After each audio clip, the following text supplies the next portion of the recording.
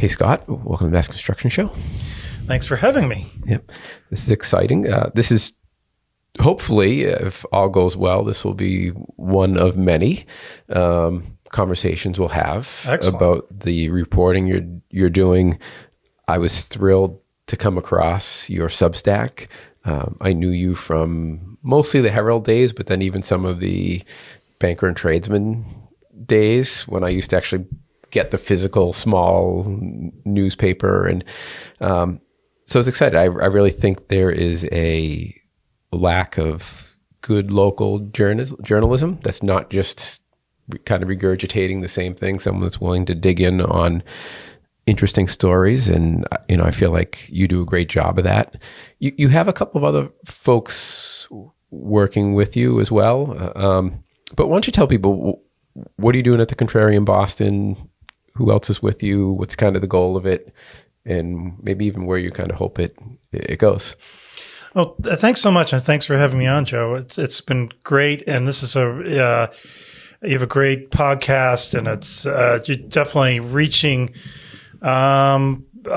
readers and viewers and people that I at Contrarian Boston is looking to reach. I've my own background quickly. I started off in journalism about 30 years ago, working at local newspapers and the Eagle Tribune, and then moved into Haverhill Gazette, and then moved into business journalism in Boston. Worked at the Boston Business Journal for a couple of years. Worked at the Herald as a business reporter for about a decade, and that was always fun. We covered business for the Herald, meant covering casinos and what was going on at the racetracks and development and everything else in local politics, state politics.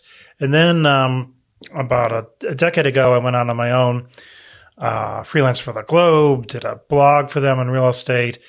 Worked for Engineering News Record, did a bunch of other things. And then a couple of years ago, I'd been thinking about it a long time, seeing the decline in local news. It's something I've always loved to do, love to report, love to follow things, seeing the void, seeing that their technology was there with the Substack platform to actually start your own newsletter fairly easily. Decided to dive in myself with Contrarian Boston, played around with some ideas, and really came up with, why don't I play to my own strengths of covering local politics, state politics, housing, development, construction, anything, related to, government accountability, different commissions overseeing different industries, whether it's gambling or the new pot industry. And so, but with a voice that would be different from what you see in the Globe or different from seeing the Herald, like not feeling beholden to any particular, political, agenda or ideology, and not afraid to just call things as they are. So it started off a couple of years ago, went paid with it this past March. So really have two newsletters now. The free newsletter, which reaches 6,100 subscribers, and then several hundred people now who've signed up for paid, which is more content and more in depth, and just looking to grow that and continue that. Of working with other people that I worked with over the years in journalism that now. Doing some stories for me, and that's been exciting to be working with them again, and looking just to build upon that, get more subscribers, get it out farther, build it up a little, help fill that niche that's just fill that void in local news, in terms of not what's really going on and taking, trying to take a hard look at it, whatever the issue is. Yeah.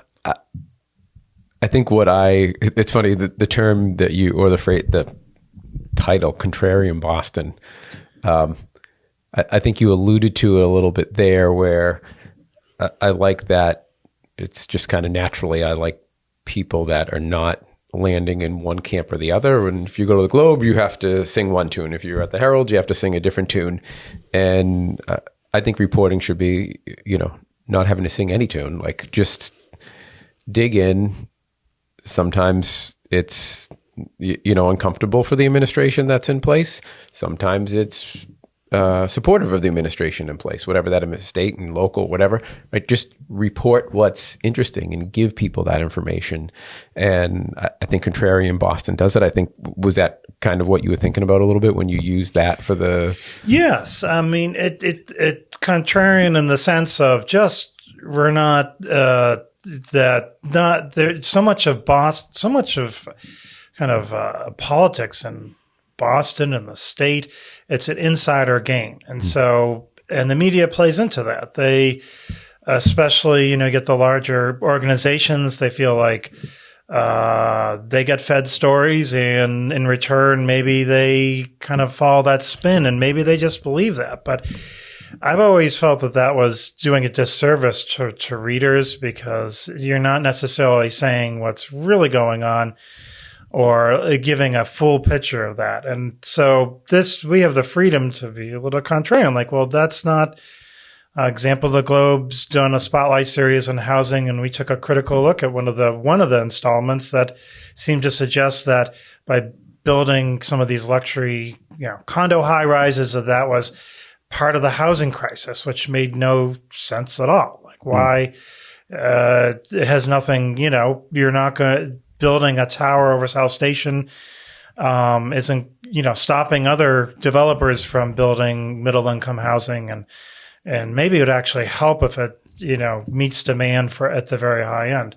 So we're willing to just look at things and try to and not feel like we're beholden to different kind of preconceived ideas or different agendas, and if it comes out anything, it's probably somewhere in the middle, and kind of just wary about the extremes, I guess, that are out there. Just not forced to fall in line with any one particular thing. Yeah, and that's great. That's what I love about it. I kind of feel that way in life. There's some really good quotes out there in line. They're like, if you're doing what everybody else is doing, you're probably doing it wrong. Right. And, or even from I think isn't it from journalism, where they're like, the job of the journalist is to, what do they say? Like, comfort the afflicted and afflict the comfortable, kind of. Yes. Is that from journalism? Yes, that's a famous saying. Yeah, afflict I think it's like afflict the comfortable and comfort the afflicted, and that could, so yeah, you're not supposed to just fall into I think what makes for boring journalism is falling into the predictable patterns of singing whatever song the people who are writing your check. Yeah, and the insiders in state politics would like to see, and that can vary. But insiders meaning control the legislature or administration or city hall.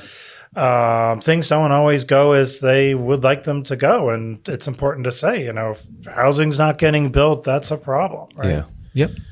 Awesome.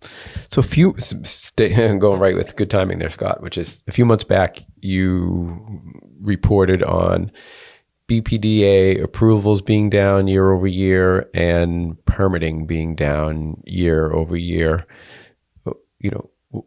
What were you seeing, and kind of have you seen any changes since you reported that? I want to say back in maybe September or something like that. I think you reported it. Yes. I mean, we first kind of got onto it at the beginning of the year, and Contrarian Boston started writing about it, that there was a big drop-off in two things. One was projects being approved by the BPDA, and that means, big projects, mid-sized projects. That doesn't mean they're ready to go, but at least they went through, they were proposed, went through the review process, and could move forward at some place. And the second thing was actually projects that actually were starting construction. Big drop off there.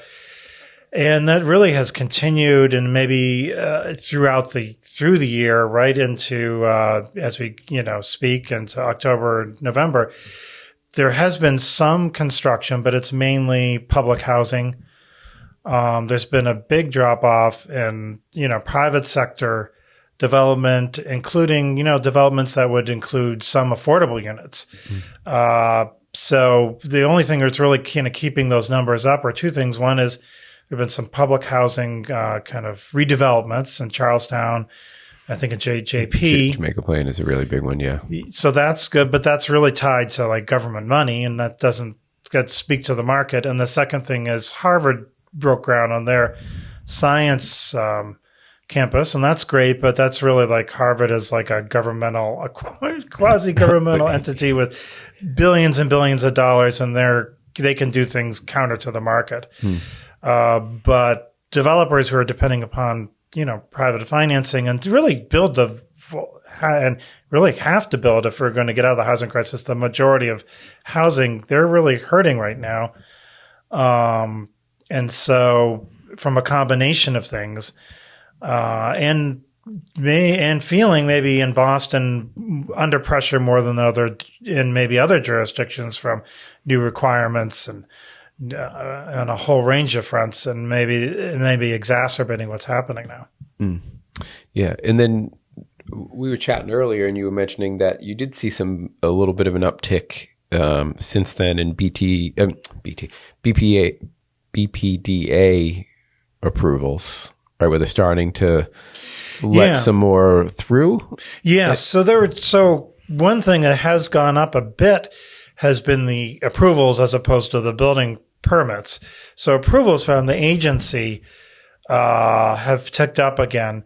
And that makes sense. Developers, if you've got something in the pipeline, you're probably going to want to get it at least through the BPDA. Then you can decide, is this time to try to break ground? Or even if you want to break ground, can I get the financing? That's the second question.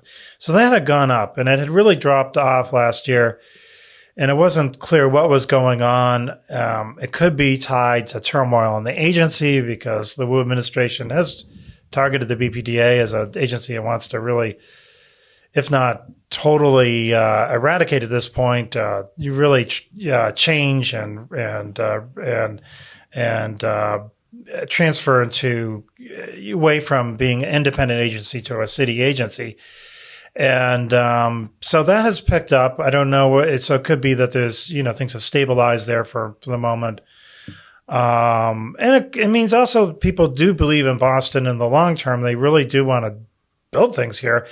The question is, can they afford to do that right now? And the barriers to doing that right now are seem to be higher than they were in the past. Yeah, a few things there. So for people that aren't clear, the Boston Planning and Development Authority, it used to be the BRA, now it's the BPDA. And they are the group that when you either have small project or large project review, large project being over 50,000 square feet, you go to them and you have to get their approval first. And that is not, once you're through there, that's not an issuance of a permit. That is just approval from that development agency that oversees Boston. And then the actual permit is now you've filed a permit. But even if you get a permit, it doesn't mean we're putting a shovel in the ground, right? A lot of folks, and there was one gentleman I was speaking with a few months back who has a project going through the process now, a fairly large one. And he's like, well, we're going through the process. We're working through it right now. He's like, but we're 50% off of where we need to be. They're like, this is not going anytime soon. We're not even close to making this thing go. So that's where like there's a lot of nuance in the BPDA piece, right? Which is it's subjective to some degree. So if the BPDA decides, hey, let's get a little more flow going through here, they could start to approve more projects if they like, or if they want to restrict some things, they could restrict some things. So they could take the gas off. I mean, they put off the pedal, whatever the right phrase is there, or put it on the pedal to slow things down. So there's that variability there. And then there's, just because things are getting through there doesn't mean that they translate to construction. Right. There's a lot of factors that go in there. And they might, from a zoning perspective, do okay. But if they have building code issues, they might not be able to move forward because of a building code issue, and they might have to go to the, let's say sometimes we see out there that fire department access in the city is an issue, right? So BPDA says, yeah, that you have a real small lot, but we're okay. You do no parking and put it on the postage stamp and it's down a little alley or something like that. And fire department does their review and say, no, there's not a 20-foot access. We can't fit a truck. We can't get down there, and that kills it. So it doesn't. There are other agencies after that you have to, that may pop up and you have to clear. And so, yeah, it could be months. Even in good times, it could be months before you break ground. In bad times, it could be some projects never break ground. Some projects take months or even years after that. Yeah. So BPDA is a step in the process. Yes. There could be other regulatory issues that stop you, or there could be financial issues that stop you, right? Meaning that the deal doesn't pencil out. And right? I think mayors, in general, like to see big announcements in the BPDA because it suggests lots of things are happening. You know, we just approved, 500,000 new feet of construction or however many units. Or you have to read between the lines. Well, is that actually happening right now and anytime soon? But it provides them with a steady flow of, good news, but it doesn't mean it's actually happening right away. And that's where it comes in. That's where we've tried to come in and look at, what's actually happening. And what does that mean? That's like one of my favorite questions to ask on the podcast, because people will say something, and I'll say, well, what does that mean? Right.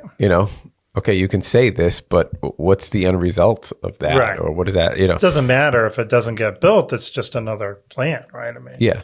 And now, and the flip side is that it is the first step. So what your original reporting was, BPDA and building permits were down year over year in September. You said the BPDA has since put on the gas a little more with their flow of plans. Right. So there's still a kind of a bottleneck in terms of actually breaking ground. Yeah. But it is important, because if you're not even approved, if you're not getting past one, then that's a major red flag. That's true. Right? You want the agency functioning and approving things. Yep. And that was a real issue, because the Wu administration has talked about, and Mayor Wu has made it a big priority to, has talked about abolishing the agency. She's kind of gone back and forth on that, what does that actually mean? Is it really going to be just disappear? It doesn't seem like it's just going to disappear. It's being reinvented or reined in her view. But that still has probably certainly created a lot of internal turmoil at the agency, a lot of discontent, and a lot of people have left, new people have come in. And as you're saying, it's a key. You can't do anything in Boston with a major project. You have to get it through the BPDA. So so it's certainly a net positive. It's a gatekeeper, it's a net positive. If we see those numbers up, that's good. It's a good sign. It's a positive thing that they're doing their job. Yep. We're getting the projects approved, which we all hope. And frankly, it goes back to your critique of that one part of the Globes series, which is more units is more units. And if there's that luxury stuff that the luxury buyer can purchase and move into, that means that they're not buying a middle income one because there's nothing else in the market, and say, well, I'll buy this one and just trick it out the way I want it. And now you end up, by not having the luxury available, you end up putting a strain on that middle or upper middle class housing. So there's just that, there's just a net positive by putting more units in the pipeline. And I agree that is, and I think there's more people, a more vocal segment of the community out there that says, look, we just need more housing, and we don't need to get bogged down fighting over, this is a bad type of housing. Let's not build this and only build that. But there's a counter push, which I would say you can see more currently maybe the Wu administration, maybe some progressives that are saying, well, we want more housing, but we just need to focus on the type of housing that's affordable, that's not out there, middle income housing. And maybe even it could be progress if we don't have these luxury units, because that's maybe a sign of inequality or it's taking up resources. And I think I've known, talking to housing advocates, that not everybody's on board with it. There's real concerns that as you're saying, this housing is affordable, even if it's not affordable to most of us. Like, that's a good point. $30 million penthouse. I'm not going to be buying that anytime soon. Yeah. It's affordable to somebody, and there is some speculation, and the gold piece did get into that, and that was interesting. You get some people maybe just buying it for investment purposes. Mm-hmm. Maybe people in China, it's a tumultuous situation there. Might be looking at, if I ever have to leave the country, at least I have some investments in the U.S. and this is a good spot to do it. But you're not going to either. I mean, it's really a question not like building a South Station or building that one Dalton project at Prudential Center. It's not a question of, we could have built middle-income housing there. No, the only thing you're going to build there is high. It's so expensive to build. It's going to be luxury condos, labs, or office. So what it would be the victory of like stopping something and not having anything built there, and then you lose the jobs.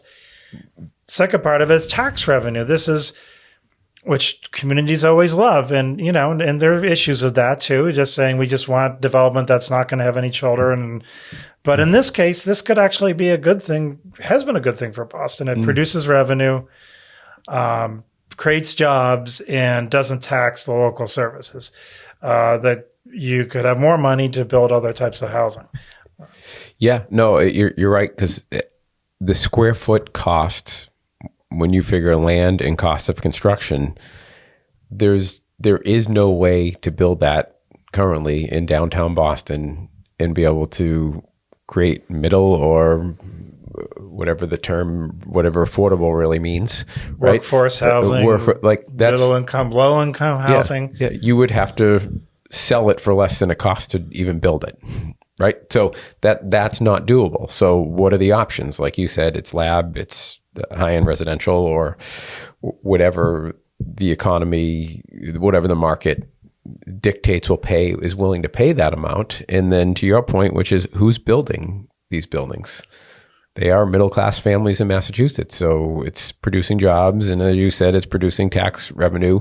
So there's that, or there's nothing. That's what I agree. I mean, it seems like people in the business know, or people in the industry and who are following this, understand the numbers, and I think people, in the city, people involved in city permitting, have done this for a while, understand that that's the dynamic. I mean, let's say, okay, well, you wanted to build middle income or low income housing there. It would cost probably hundreds of millions of dollars in public money to do that. And would that be even a good, expenditure of that? You're not getting lots of bang for your buck there, as opposed to trying to encourage more affordable housing in the neighborhoods and other areas where the costs are still high, but at least in the range of reasonable. But it seems to be maybe just like a sort of it's not an ideological argument, but maybe it's sort of like, these are bad because they display wealth, and that's not good, but wealth is there, and it's just, it's a reflection of wealthy people have been building, are living in very luxurious spaces forever, right? Yeah. I mean, you had the mansions in Newport. I mean, and that's now really, they're like a tourist attraction, right? So and you were saying ideological, but I would say that's almost more of like a moral argument at that point. And like, are we going to get into the morality of what home someone's buying? Like, I don't. Yeah, that's not public policy. I don't think. Right. Yeah. Right? I mean, That's it's. And it doesn't, it doesn't really make a lot of sense. Now, where I think there is room to debate certain projects, and you could look at Seaport, you could look at, as you were saying, One Dalton or whatever, and say like, okay, if you want to critique it from an urban planning standpoint, sure, and say, what's the effect that this monstrosity? Hey, Daisy. You taking a nap and growling? It's a good part of having a casual. A lot of the listeners will be aware of Daisy the dog, so it's no big deal. from an urban planning standpoint, if you want to look at it and say, like, what's the impact of all these high rises in a dense area and green space and vehicles and all those other things, I think great. Look at it and debate it and consider it. But, just to say because it's selling units to rich people that is a bad thing, I tend to disagree with that mindset. And there's a group that I like to follow, Strong Towns. I don't know if you've ever heard of them. Yeah. And they're great. I like them similar to Contrarian Boston, which is they will hold completely different viewpoints. You could read one thing from them, and I feel this way with you, in some of the discussions we've had and some of the things I read, where you could read one thing, and if you were just trying to figure out about them, you read one article and you'd be like, oh, these are just left-wing bike nuts, right? Sure. And then, you read something else and you're like, whoa, hang on. These are like hardcore, capitalists. Right. And they talk about installation of road and what is the return on investment of a road that you put in. So what you spend on sewer, in grading, in infrastructure, in paving, in maintenance, in plowing, and whatever, what's that cost? And then the properties you're building on that street, what do they return? And it's very eye-opening. And most people that are urban planners never look at that. That's really interesting. Right? Yeah, they don't, right? And it's an important aspect of trying to run a city. Yeah. Yeah, we're going to install all this infrastructure, and we're installing it and just going to be a net negative on the municipality. And, you have a place like Boston and people don't really think about that because there's just all this money flowing around to take care of it. But you go to a smaller community where they're saying, okay, we can't build a firehouse because we have too much debt and, we're having to lay off teachers. We don't have any money. But the public works department our budget is, maybe it's 3 times we should have been. So that really matters. And I love Strong Towns because of that, because they'll just have so many different voices that just look at things kind of like you look at them, like, okay, well, I don't want to look at it from this angle or from that angle. Let's look at it as it is and see where it leads us. So I don't want it to be like I'm just opposed to looking at projects and that we should just blindly approve everything because it's good for construction and produces more jobs. Just go crazy. No, don't go crazy. Go ahead and look at it. But I think where we do agree is like we can't just make this a moral judgment where like, no, we only want housing for certain types of people and other housing is bad. And, then I think if we get, this is good housing, that's bad housing, I think that's problematic, especially when we're throwing out, and I'm sorry, the last piece that I was kind of important there is when we throw out the math of things, which is, this is how much it costs to build here. Right. So that cost determines what can go there. So it's, do we want that or do we want nothing? And you can have that debate, but it can't be, we can have that, or why don't we just make it affordable? Well, it doesn't work that way.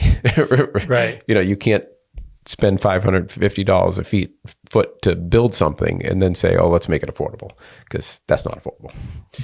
And for Boston, it's new development has been a big benefit for the city budget, providing lots of money for different programs and initiatives. And arguably, some of these new towers, whether you like them or not, or, and they do undergo pretty intensive debates and reviews and architectural reviews. They are providing money that's going to be maybe even needed even more so in the coming years, because the office market is in trouble right now. Mm-hmm. And the valuations of the office buildings are going down. Sales of buildings are selling for a lot less than they were before.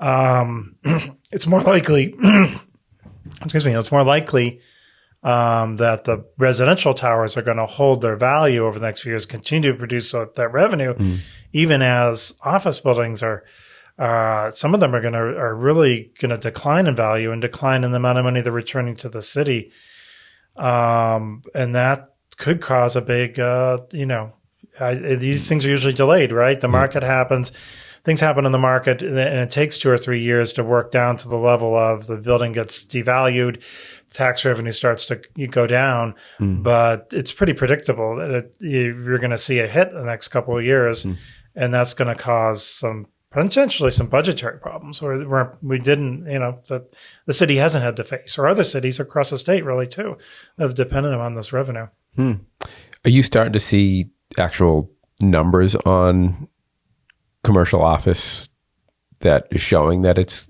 going down? Like I'll see a headline here or there that this sold for less than it was purchased for. But is there good data out there yet that's kind of pointing to that? Yeah, I mean it's a little early, but some of the older buildings, Class B buildings, are selling for a lot less now. A couple cases, a West Street building downtown.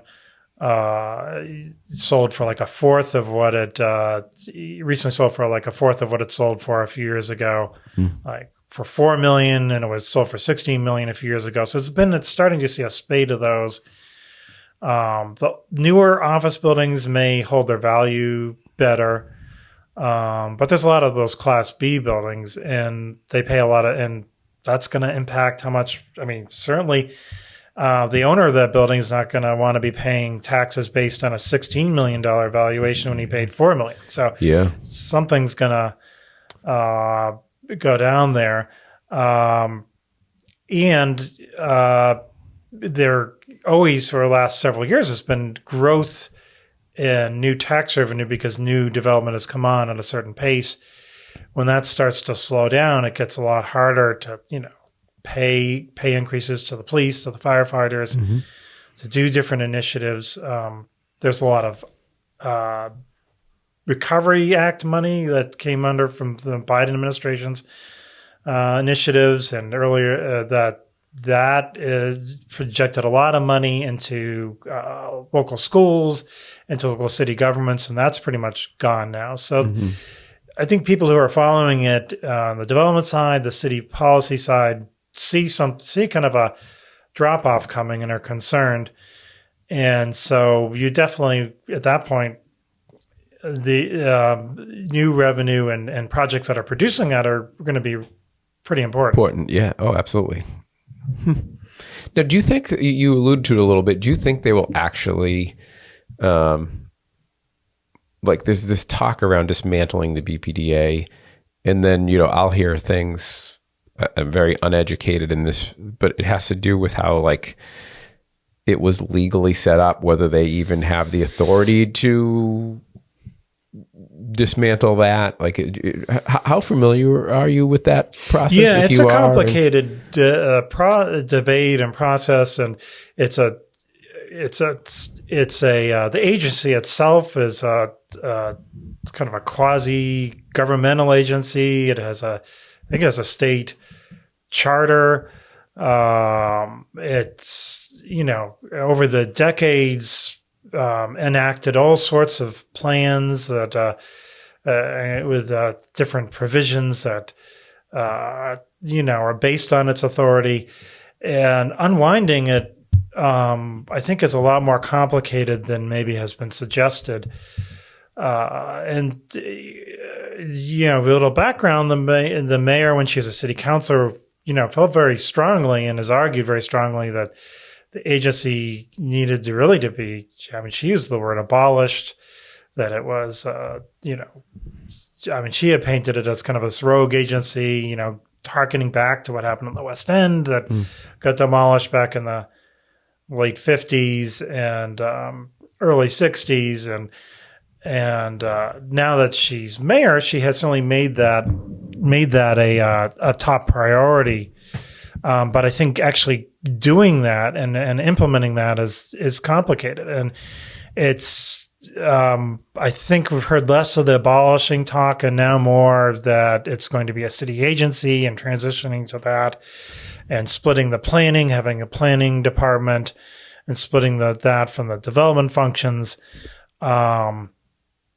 my question has always been, is this, how are you going to do this?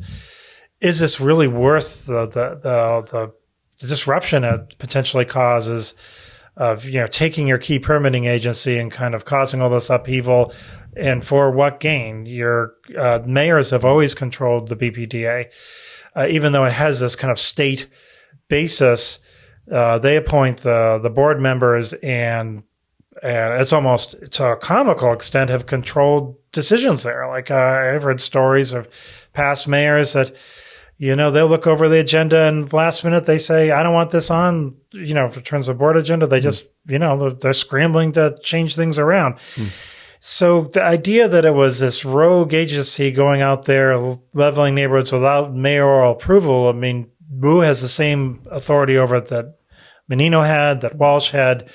It doesn't really make a lot of sense. So dismantling it, I think it pleases a lot of people. It really has been kind of a boogeyman in terms of neighborhood activists and being angry about, development and things happening and feeling like this was the place, this is the bad guy in the neighborhood doing things. But ultimately, it's the mayor who calls the shots, and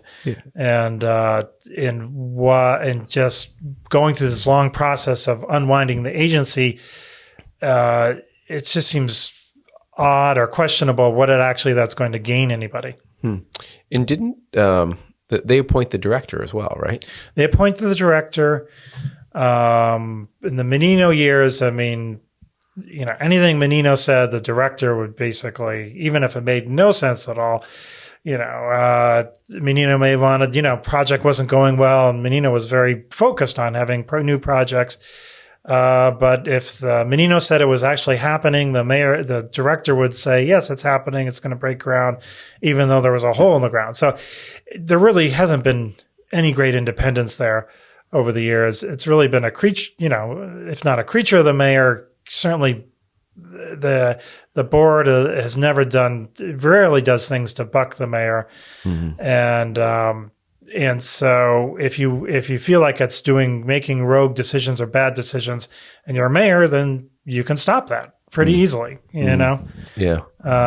With a snap of your fingers, pretty much. I mean, it should be. Yeah. You don't need to go and reinvent it and, knock it down and rehire and in the process, maybe, stymie the development process.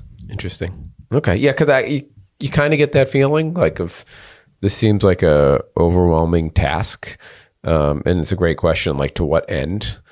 And to your point, like if it's an extension of your office, then what's the problem, right? Like you can control it. So, yeah. I mean, I think there's some people that just really, they just look at the agency and it's become a symbol for things that they don't like that have happened in terms of development, and they just want it, and they've spent years thinking that getting rid of it will really make things more fair or equitable.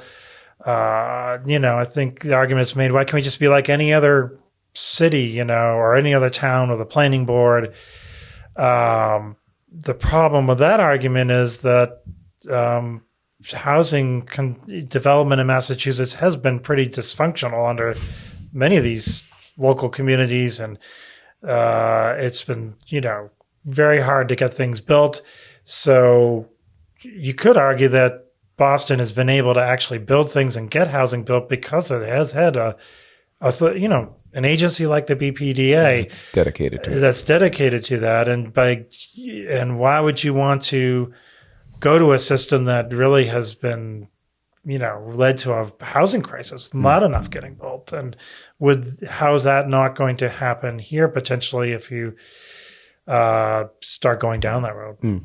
Yeah. So with all its flaws, it's still producing housing. You may squabble or quarrel about which project or an oddball here or there that you don't like, but at the end of the day, it's churning out units of housing, right? Yeah, I mean, I think it's it seems like an emotional argument, and it is an emotional argument for a lot of people. I mean, and it was, and look, I mean, that was a disaster that they tore down the West End years ago. Absolutely. I mean, they were dealing with different dynamics, right? They were looking at a city that was really depressed, and the late 50s really was not the Boston of today. It was like this. People looking at it like this is a dead city. It needs shock, basic shock treatment. It needs something dramatic to kind of turn things around. But when we look at, a lot of that housing might have been redeveloped or fixed, and at the very least it was providing homes for people that were affordable, right? I mean, and so it wasn't really a disaster, but that lesson got learned pretty quickly. I mean, or not pretty quickly, but over the next decade. There was there was really good pushback, right? I mean, a pushback against more, plans to do similar things to the Back Bay, which would have been a disaster. So there was effective pushback against plans for more highways that would have been kind of a mess. So it feels like I think the agency certainly developed and evolved over the years. Mayors learn that realize that this was not the way to go, and began to do more thoughtful development. But it seems like the people that don't like the agency maybe are kind of hearkening back to that, or in a time warp where it's a different set of circumstances than we are in today, and different period. Have you by any chance listen to the Big Dig podcast that WGBH I've caught a little bit of it. It sounds, I'm hearing some really rave reviews of it, that it's really interesting. It's very interesting. It gets into, the effect that the West End had on certain people in the community, and how the name has escaped me, of the gentleman that his grandmother lost her house in the West End, and then he became a big proponent to fight the extension that was going to go where like Milnia Cass is, and where Southwest Corridor. Yeah, the Southwest Corridor. He became the champion to bury that thing, and he did, and then ended up becoming the proponent of the Big Dig. So he went from this local hero to save neighborhoods from a highway to being a proponent of a highway. And you would really like it. And it also, it brings back up all these names that you kind of forgot about over the years, Christy Myhos and Jordan Levy, and who was interesting. Yeah, that little wild dynamic. And then who were the different heads of the dig? Oh my God, then Carasiotis was one of the... Yes. Carasiotis, all these names that you heard over the years, and you're like, wow. And just the schemes that they were thinking about doing for the dig, and how basically journalism and public outcry, determined which way that the highway was going to go and what scheme they went with. And that's fascinating. It's so well done. It's really well done. And I actually listened to it with my son, and he loves it. He's 8, but even he listens to it. Great. It's kind of exciting to hear what's going to happen, and the conflict with the governor and the board, and it kind of some similarities with the BPDA, right? It's what's the word for it? It is a independent authority, right? Is it technically an independent authority? Yeah, it's a quasi a public authority. Yep. I mean, it's independent in the sense that I think it's on paper anyway. I mean, I think it really has functioned for many years as essentially a city agency with some statutorial independence, but. Yeah, and sorry, I'm going off on a tangent here, but it's funny how much of a tie to, you hear in that podcast, you hear so much journalism going on, and how much the reporting and leaking of information and stuff really affected how this highway system got built in neighborhood activism and journalism and government and quasi-public agencies, and who had power and what, and it's a fascinating thing fascinating story around a fascinating project. And I think you, as someone who's doing what you're doing, like it's a good representation when you say this is missing in the marketplace, this type of journalism. Listen to the Big Dig podcast that's done, and you will see why this journalism is needed, because people just wanted to do things. People in power wanted to do things without anybody knowing about them. But it was journalists that uncovered them and brought them to light and got the public to be able to say, wait a minute. Yeah, like, no, you can't do that.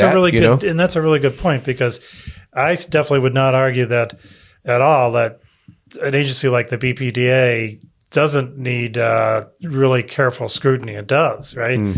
I think the question is whether you have the agency or not, and that's another question, right?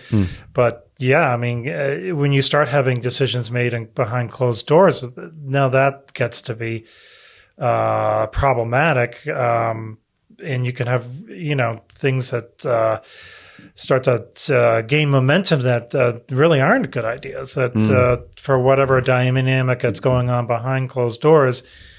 I covered the tail end of the Big Dig when I was at the Herald, and in particular be doing stories on unfortunately on what happened on Continental, and this Les Marino had headed, and then eventually died of stomach cancer. It was kind of sad, but it was interesting that for the contractors are involved, and the pressures they were under, and with that, I mean that it was a really it was a hugely important project, and it probably left the public scarred to some extent, scared of, and public policy people and elected leaders scared about the prospect of any kind of big project that would backfire in terms of the cost, right? And then cost overruns, and that becomes an albatross around your neck if you're the one who's pushing having to say, oh, it's actually not that, it's more. Yeah, they did cover Jane Swift and the damage it did to her, because the stances she took on things she was willing to get behind that she thought was for the public good, but it ended up ultimately kind of being the nail in her coffin. Yes. And then just even the power struggle, and this kind of goes back to whoever the mayor is in the BPDA,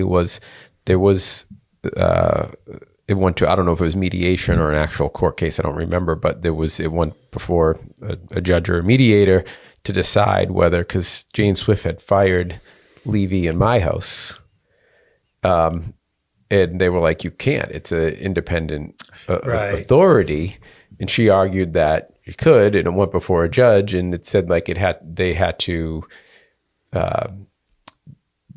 basically be negligent in some way, or I forget, there was a particular phrase that was used. Sure. You basically had to say they were harmful and kind of dangerous or whatever. And she was making that case, but the judge was like, no, there's nothing here that says they're doing that. They're just not doing what you like. Right. And then ultimately she was able to just, okay, well, I can't fire them, even though I did, and the judge said you can't. Yes. So they stayed on, and what she did was she just added more board members. So she then had the ability to outvote them, and they were essentially neutered after that.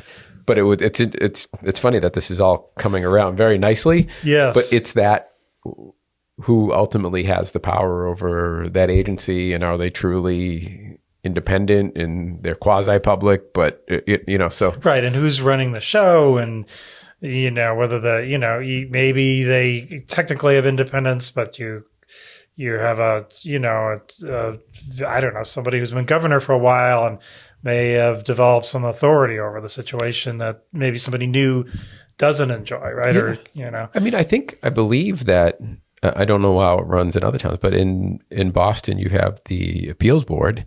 Yes. And I believe all the seats, are they all appointed by the mayor, right? Yes. So you can say okay, well, no, it's just a cross section of people from the city. There's a representative from a union. There's a representative from, the neighborhoods, from this person, that person. It's a representation of the city, and they're going to decide whether this project goes through. and that's true to some extent, but if I'm appointed by somebody, like I have a master, right? To some degree, like, well, this person put me here, and if that's what they want, like, yes, and the director, of the BPDA, because they they really kind of shape the agenda, right? The board in the end is, not going to be familiar with or running the day-to-day aspects of the agency, but that's being appointed by the mayor. I mean, you can only buck the mayor so long it really wouldn't be a good career move, right? Yes. Yeah, exactly. You probably would not want to do that and don't want to do that, even if you disagree over policy and it's fascinating. That was a fascinating period, and it really had a lot of. It's still with us, right? I mean, in terms of how projects are debated and how much risk political leaders want to take with project. For the Green Line extension might be an example where there was, the Baker administration was ready to cancel that project because the early estimates had it going up to $3 billion or more. And really, I think they ended up scuttling the first round and going out to bid again. Now we have, it's hard to know, and you can't connect one with the other, but of course, now the issue with the Green Line extension is that the tracks were issues with the tracks and whether they're correctly installed. And who knows if that has anything, it's hard to say whether that, had anything to do with the earlier kind of shakeup and the stress on the budget. But I think no one wants to be stuck with a situation where the costs are just going up and the public is angry and it makes it so that's the dynamic everybody works within now. Yeah, and it's funny. It's interesting you brought up Les Marino. About a month ago, we had Bob Shepard on the podcast. Who, I don't know if you're familiar with him, but he was the real estate guy for Modern. Yes, I remember talking with him on stories. Oh, really? Okay, yeah, and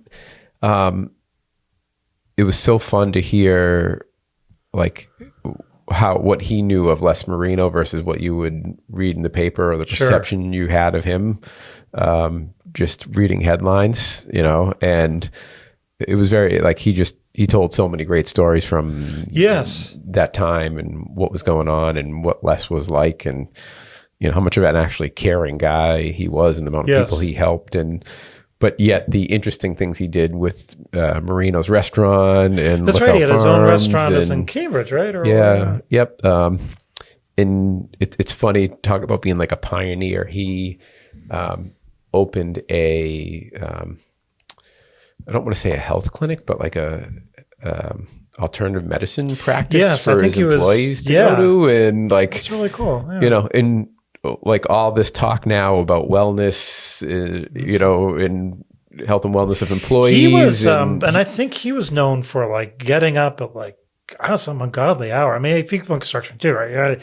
Yeah. But he would be working out like 4:00 in the morning, 5:00. That's the stories that I remember hearing. Yeah. That he was, really into health and fitness and wanting to encourage that. And wanted to encourage it in his employees. And what I didn't know was, like, you just heard like, oh, there's this crazy guy. He bought a farm and he bought but he bought the farm.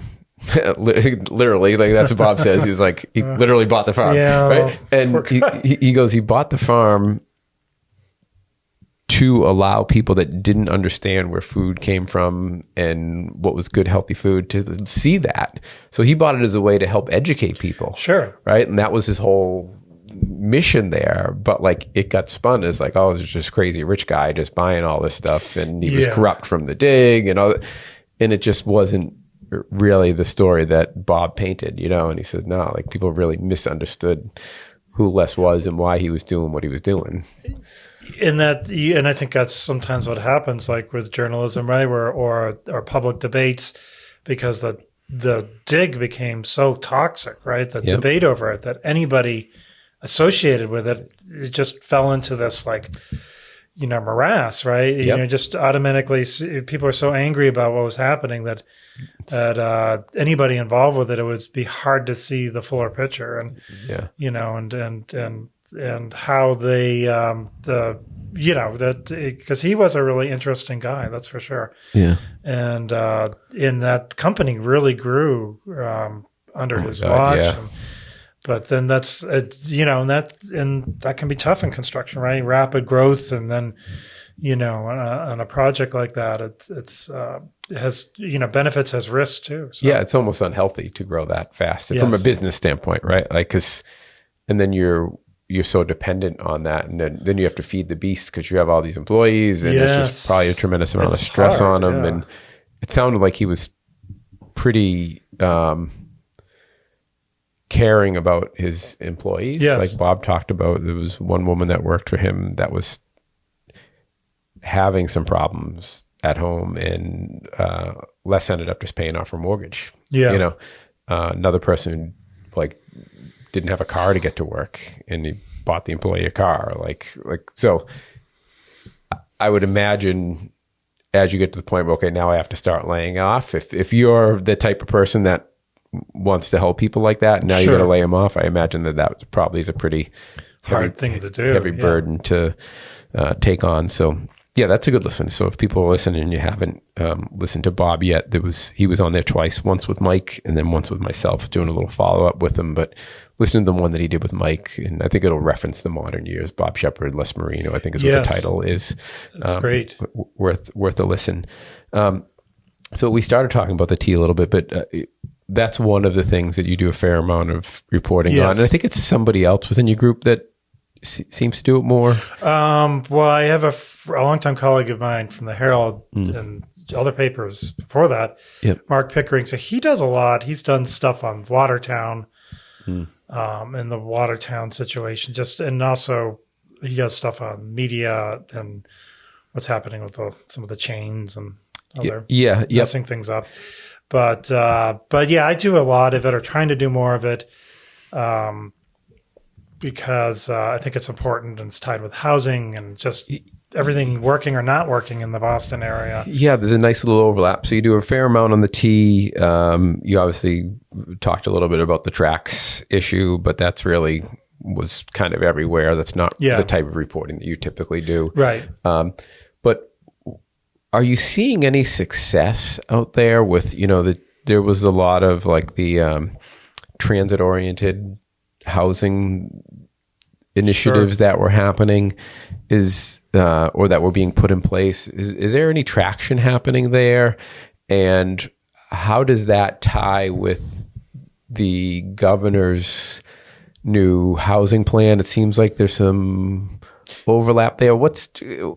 I guess just generally, what's the 50,000 foot view of transit-oriented housing, the effect the T's having on things, the governor's housing proposals, where that kind of all comes together? Yeah, I mean, a big part of the governor's plan, it would seem, to boost housing production. I mean, I think the governors have talked about this for a while, but now it's very Healy and Baker before her, where there has been a shift towards realizing, we just need more housing of all types, and we need to encourage that. And so under Baker, the legislature passed the MBTA Communities Act, which requires towns that are in the kind of service area have stations, or even next to towns that have stations, to rezone near these stations, or rezone areas that would just allow for multifamily, condos, apartments, more dense type of housing, typically like in your downtowns, things like that. Because a lot of communities historically have, rezoned and decades ago just to have single family zoning. So if you wanted to build an apartment building, you have to go through a huge process to try to rezone, change the zoning. And of course, that's difficult if you have a town that says, look, we're just happy the way we are. Yep. We want to keep our character, and we don't want your apartment building. And so that's been a big social. And that's a very, not to cut you off, that's I can argue both sides. Yes. It's one of those debates where. Yeah, I get wound up on it. I don't know. Sometimes I wonder if I get too wound up the idea, because I just think there's such a housing shortage. But there is something to be said. If you have a town that you like, you're worried that it will change it somehow.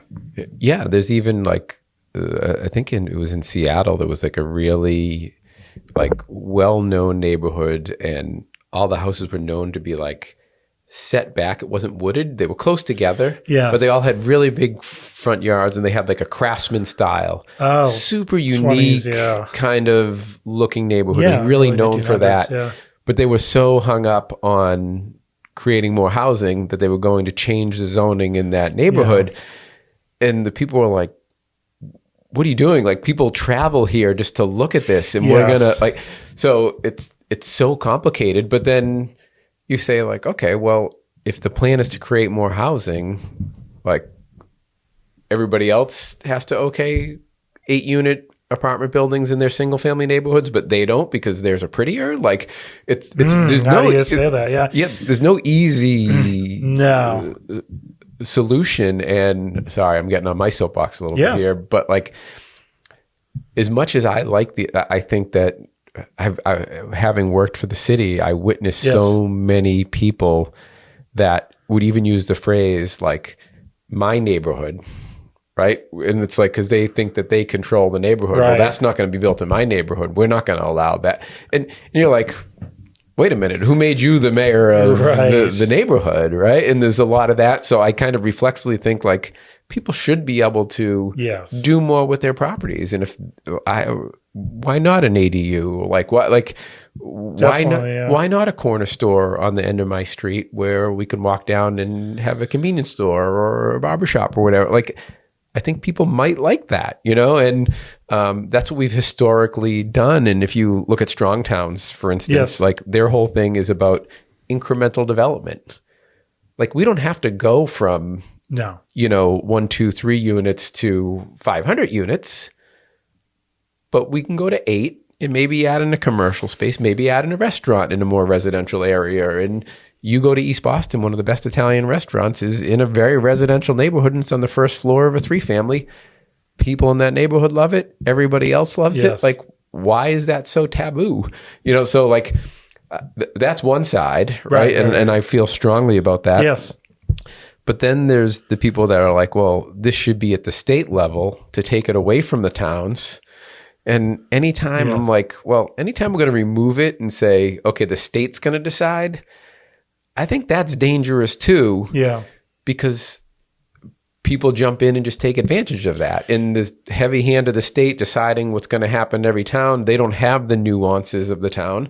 And there just becomes this blanket thing.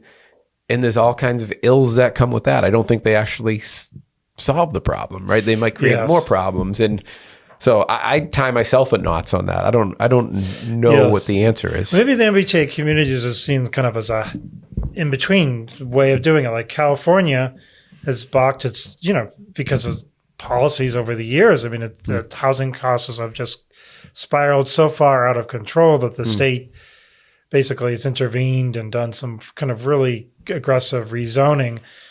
And I think MBTA communities was pitched, and I've done some stories on this. Initially, started under the Baker, and they pitched it like this is something that will work for Massachusetts, where we're not rezoning everything, but we're creating, requiring you to create some districts where you could do multifamily housing. But then and this has a potential to, they've argued up to Healy, I don't know if Healy's used the same numbers, but up to 200,000 units, so that you could get kind of maybe the best of both worlds, hopefully. I mean, we all know like old New England town centers, I mean, a lot of them have a lot of older buildings that just, were shoe factories or whatever. It still seems like there's potential there. You could have the best of both worlds, but I think there's still a lot of resistance in the local level or skepticism or, so it's that balance, right? I mean, and we have, because of the nature of, New England and, a lot of these towns are founded, 300 years ago. they basically their town lines are based on, being, able to go to the meeting house or whatever, being able to walk there, right? Yep. So now which is, and then you have these great kind of individual, communities and character, they have their own character, and that's wonderful. On the other hand, it makes it really hard because then it puts it down on the micro level of, how much, whether you're going to have any new housing. And I mean, I guess that most people just don't, unless it's like they have like really derelict property around, they might say like, this is okay, I don't want any change, right? Yeah. And who's to say that the state should be the one to decide for those people in the town? You know? And here's the thing, I don't have much critique, and I haven't studied it very closely, so from what I know about it, I don't have a tremendous, I think it doesn't sound like it's a bad idea, the transit-oriented housing. I do think it's makes sense because most times the stations are going to be in a pretty like town center or more dense area anyway. So I don't think it's, it's not like there's a T-stop on a dead end street that's, single families. Like that doesn't happen. So it seems like that's a pretty good place to put it. It makes sense to have more access to public transportation, get more people into work. And like, it does seem like a positive. So my pushback really isn't against the transit oriented stuff. It's, I kind of usually default to like, if we can make the decision at the lowest level to the people that it's affected, I think that's a good thing. There's absolutely downfalls to it, right? Yes. And that's where I definitely tie myself in some of that. I mean, I think it's a difficult question, right? I mean, about local control, state control, who should be making the decisions. I do think there's some real headwinds against new housing, kind of built-in, kind of NIMBY sentiment sometimes that 1000%, that really needs some pushback because we are getting into a situation where, I mean, are we headed to be the next California where things prices get so out of control? I can answer that for you. Yes. Yeah. Then you're stuck. Then you need drastic state solutions just to stop zoning solutions, right? To loosen up the market. I hope not. So maybe the MBTA communities is a way to kind of meet that need while kind of stopping short of getting rid of single family zoning or whatever that would even mean. But then, that's really up to the governor and local officials to really kind of embrace that, Yeah, I think Oregon had an interesting approach to this, and they passed it. I haven't followed up on it to see, because all these things can sound great theoretically, and then what's the reality when they actually go into effect? But their whole thing was if you were within whatever radius of Portland, or whatever major city, right? If it's a major city, if it was over a certain amount of people, you're within that radius. There was no more single family zoning allowed. It had to be a minimum of however many units. Sure. Right. And it was higher in urban areas. But then as you moved out from the urban areas, it got less and less, because what they were like, listen, we have a lot of beautiful in farm areas where you're having we don't want to lose the agricultural piece.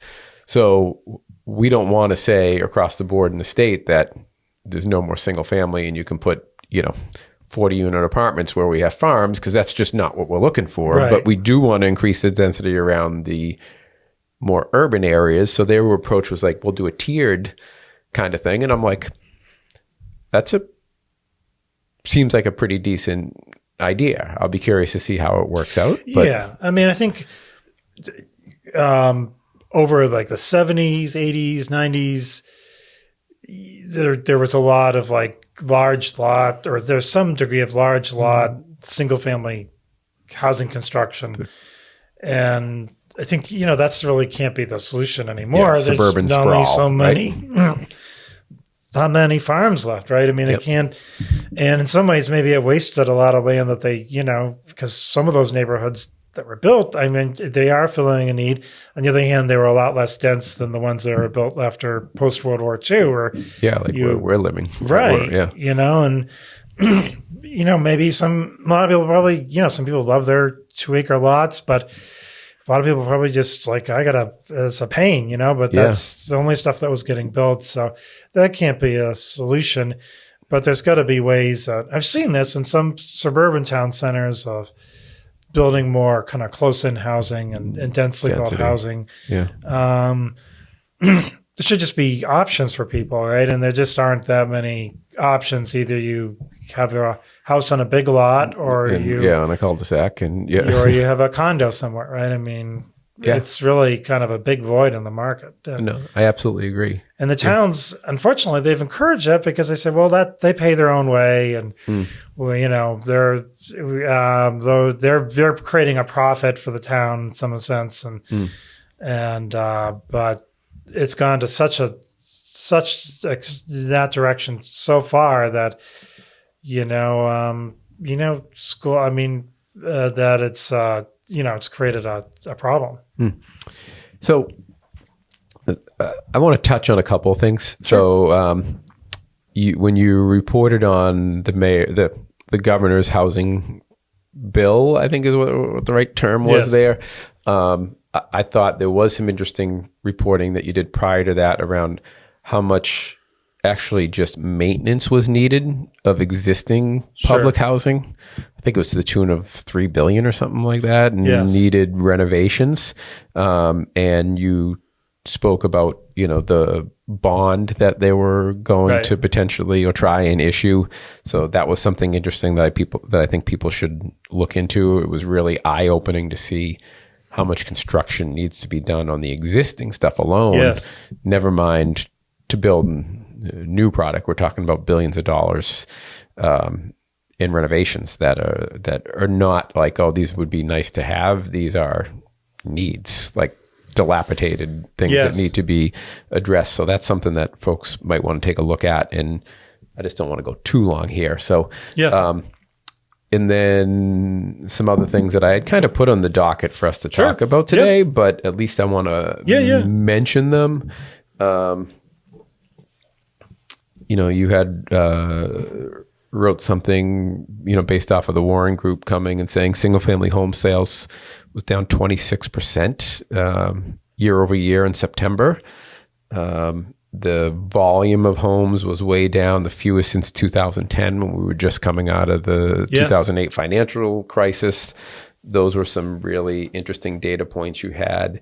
But in that mix, though, you said the downside there is you weren't seeing the prices come down. It was just, really velocity has come to a screeching halt. Prices haven't fallen yet. I think they're starting to fall. As someone who's trying to sell a home now, things have it's harder, certainly changed. Okay. So that one was interesting. So I want to at least throw it out there. You wrote a piece, and this is one that I like because it scratches that contrarian itch, which which runs deep in me. Yes. And it's funny. I did a solo episode on EVs, electric vehicles, and touched on passive house a little bit, and really just asked people to take a critical look at it.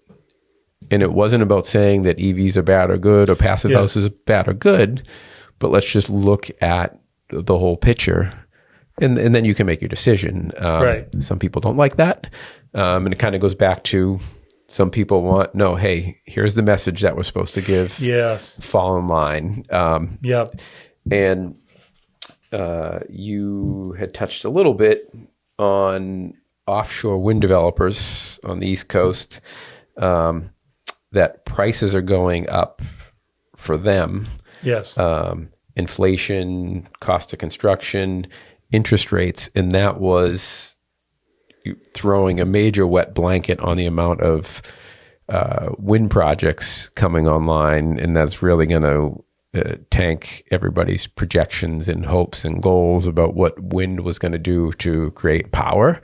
I thought that was interesting, and they had asked state regulators to basically allow them to charge more to the utility companies. The regulators said no. Yes. And then what really stuck out to me, though, because it's funny, it's wrong of me for not like kind of really thinking about it, but just even this phrase, you're like, it follows similar moves in Massachusetts where offshore wind developers, citing big cost increases, have pulled out of 4 different contracts. So there's 4 here in Massachusetts that are now gone, but just the phrase offshore wind developers. Yes. They're just a developer. And it's no, like somebody's developing housing or lab space. This is just a developer that's developing windmills instead. Right. And they're just doing math. And interest rates, like I think of real estate developers and the interest rates are going to cause them not to be able to build this project. It's no different for someone building a windmill, right? Sure. Construction costs went up, interest rates went up. We can't afford to make this wind project go. Yeah, and we need to get paid by selling the power. And if we can't sell it at a high enough price, then it doesn't make sense for us anymore. And that's what they're saying. But of course it runs into a political problem for local, state leaders, because the utility industry is very highly regulated. No one wants to see power rates go through the roof. So we're kind of in a quandary, right? I mean, they need the power. Probably the only way to get it is to pay more. That's going to upset people. It's happened up and down the East Coast where they've started to pull out of these projects.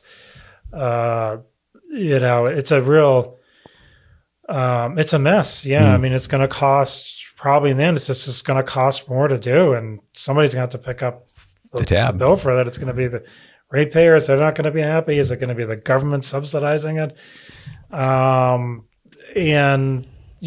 one of my favorite drums of banging, like the bang is, well, that in the same time, we've kind of wound down the nuclear power industry, which was producing reliable power.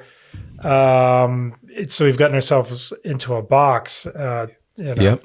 Yeah. No, it's great. Like there's just this kind of unfettered wind and solar, they're the answer. But is it really the answer? It doesn't seem like. I mean, they've gotten this far. They need to build these things, right? But but it does. There's a reflexive kind of anti-nuclear kind of sentiment that no political leader locally would ever propose. Why are we shutting? I mean, Plymouth is so far gone at this point, but I mean, once they shut down Plymouth, and I think there was one in Vermont. Emissions have gone up significantly. So no one wants to look at that, but isn't that the whole point? I didn't know that. Wow. Prevent emissions. So but it's not seen as politically palatable, or it's not the approved type of energy. And it's a problem when people start thinking in these silos. We can only do this way, and this is the only way because that's the correct way. As opposed to, if we had developed allowed the nuclear power industry to grow and develop, we would probably be a lot farther along on the way to having, emissions-free power than we are now. A lot of the concerns about nuclear were not borne out. I mean, it's not. It's the kind of the contrarian viewpoint. Logically, you're looking at it and you're thinking, why is that? Why is this the only? This is we've put all our eggs in one basket, and it's truly becoming awfully difficult right now. The wind and solar basket, right? Yeah, and just the eggs in the basket is the right common phrase, but it's I often think it was it's like we got on a train and this train heads that way, but no one's willing to look at is this train going to drive us off a cliff? But nope, we got on the train. This is the train we're on. This is where we're going. This is a good thing. And, you just need people to take a critical look at things. And that's why I liked that piece. Cause I just said, wow, opened my eyes, because it's just like you get caught up in the current where you just hear all this information, you're flowing along, and no one's stopping saying, hey, wait a minute, like, who's paying for this? Right. And if this isn't working, like, what's going to happen? And, you use the kind of analogy of, it's like, there's almost like this religiousness to wind and solar, that's the answer. And you're not allowed to question doctrine, right? And it's just kind of like this fervor around it, and the environmental movement has done a lot of good things, but I think even people in the environmental movement some people have said, look, we made a mistake with nuclear power, or at least, because they effectively demonized it, right? Yeah. And when we talk about, really in an unscientific way. I was talking to an MIT professor who was, studies nuclear power, involved with it, and he was like, bemoaning what's happened with the shutdown of Plymouth and other plants, and just feeling like, that there's all based on it's taken away a source of power that would have been really helpful, and it's not. And I know that the Biden administration has tried to resurrect it to some extent, or taken a more positive approach, and but the damage has been done. There's in New England, it's just so radioactive, yes. so to speak. Excellent. a discussion, right? Yeah. And right now, it would seem like climate change is really a big threat, and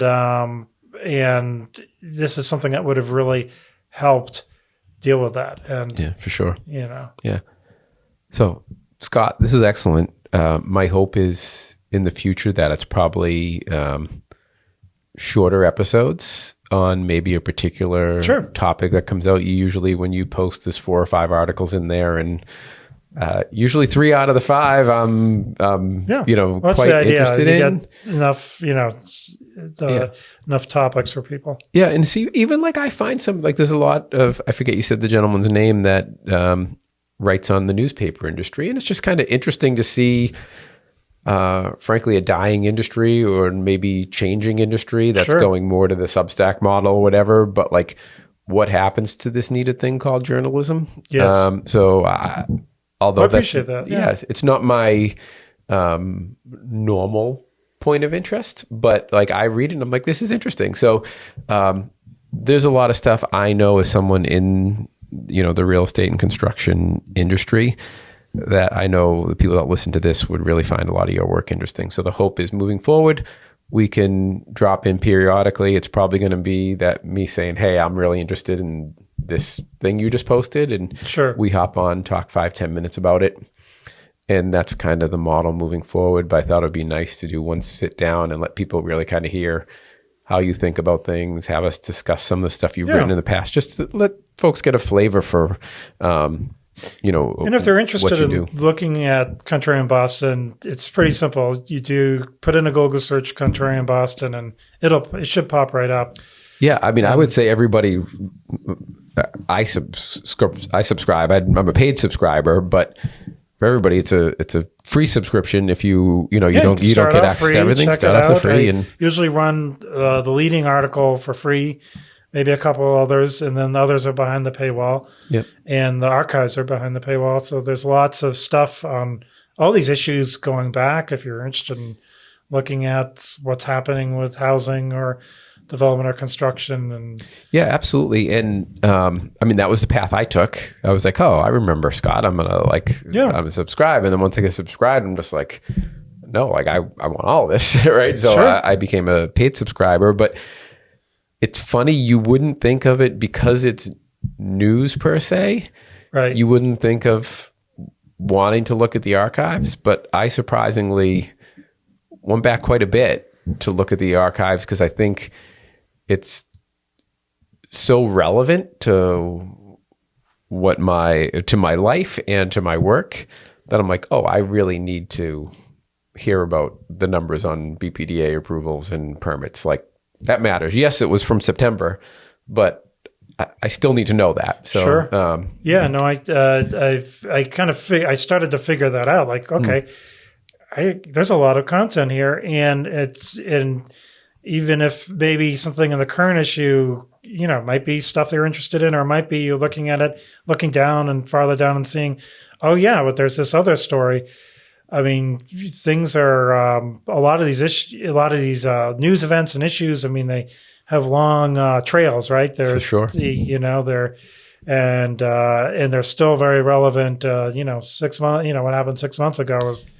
Housing bill is a great example, right? Yeah. This is going to move through. It's going to have to get voted on, presumably by the legislature, right? So as this kind of evolves, and it might be coming up, and you might want to say, well, what's in this thing? So you go back to the original thing and you report on, okay, they're hoping to, take out so many billions of dollars in bonds. They want to allow this type of zoning. They want that's a classic example. So we're going to be hearing about the mayor, I keep saying mayors, the governor's housing bill for the next probably year. Why not go back and take a look? So, well, I appreciate having me on. This has been great, and enjoyed our discussions. Yeah, lots of fun. Awesome conversation. Thanks for taking the trip over, and we'll be talking soon. Yep, definitely. Awesome. Thanks, Scott. Thank you.